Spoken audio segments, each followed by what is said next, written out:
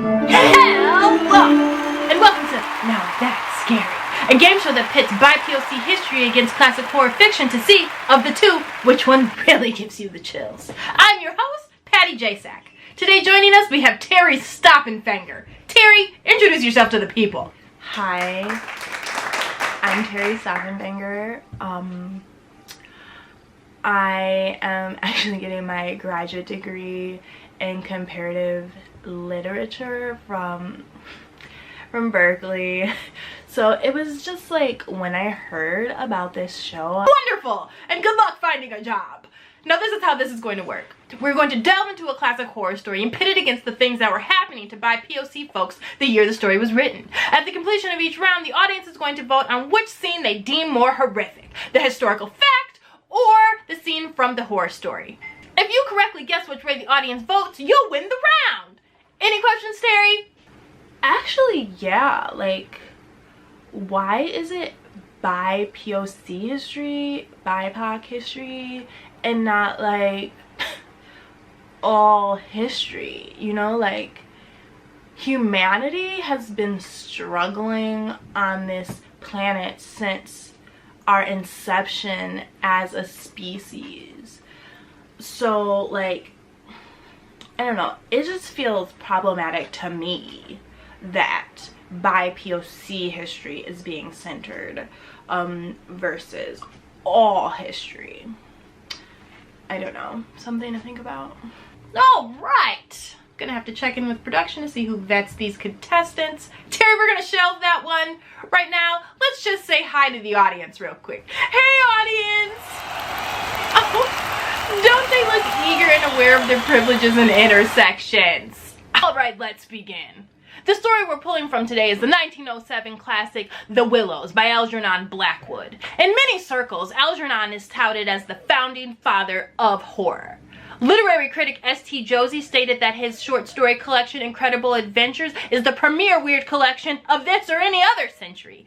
The Willows follows a nameless protagonist and his friend, affectionately known as the Swede, as they canoe up the Danube River. Things get a little weird when they decide to camp for the night 100 miles north of the nearest city. It's almost as if the willow trees didn't want them to be there. Creepy, right? Terry, have you read it? Actually, yeah, that was another question I had. I'm just so full of questions.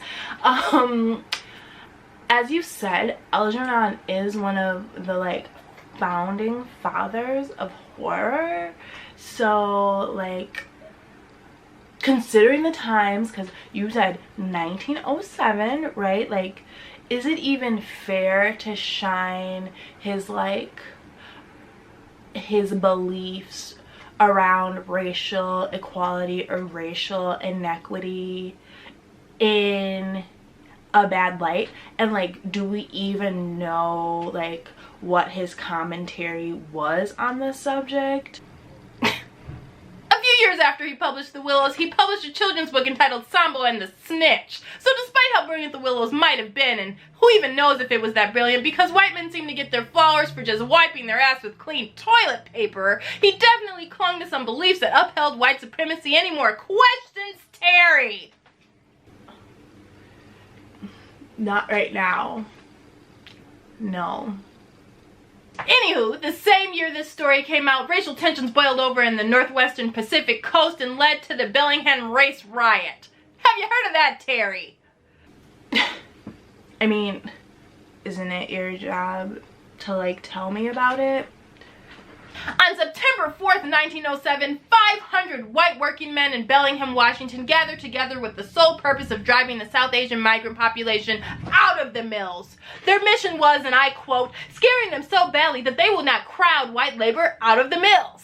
The rioters moved through town, breaking windows, throwing rocks, indiscriminately beating people, overpowering some police officers, and scaring men out of their workplaces and homes.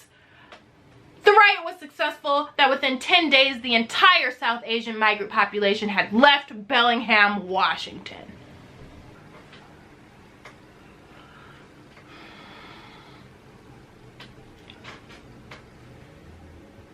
All right, now that we have our synopsis, let's move on to round one. Would you rather be stuck camping with your friend where supernatural forces may or may not be trying to kick you off of an island? Or be an Asian person in a town with an 800-member club entitled the Asiatic Exclusion League? 1 minute on the clock. 10 seconds. 7 seconds. 3 seconds and time. Terry, what do you got?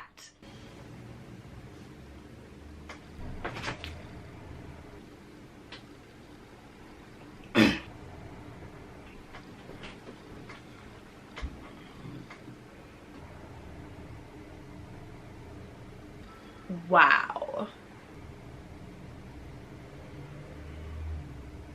This is a game show, and game signifies fun. So I'm just like, what are you gaining from asking all of these uncomfortable questions? Like, why would you? Terry, I'm sure you aren't half as comfortable as those South Asian men in Bellingham, Washington in 1907. Can you please answer the question? I'm sure the audience voted in favor of the historical fact over the piece of fiction, but like, well, let's see. And Terry, you are correct. Let's move on to round 2. Which of these two sentences really sends chills up your spine? This passage from page 16 from The Willows. I searched everywhere for a proof of reality, when all the while I understood quite well that the standard of reality had changed.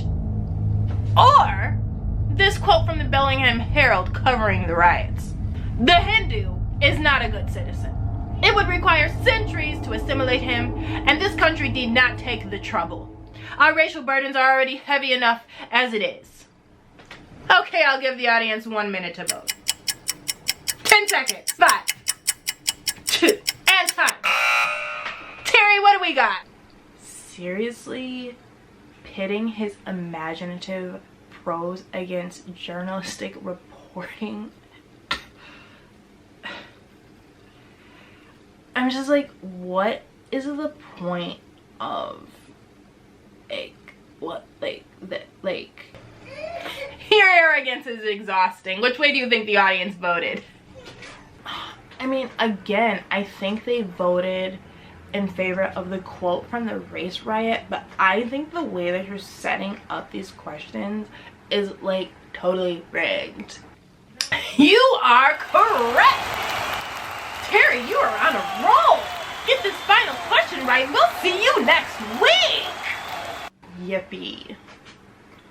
In 1907, is it scarier to be a white man taking a vacation or a South Asian man attempting to support his family? 1 minute on the clock. 10 seconds. 3 seconds. 1 second and time. Terry, which way do you think the audience voted? I mean, because of today's climate, the audience is going to vote in favor of the South Asian migrant men trying to support their families. But like I said, this is not the type. And Terry, you are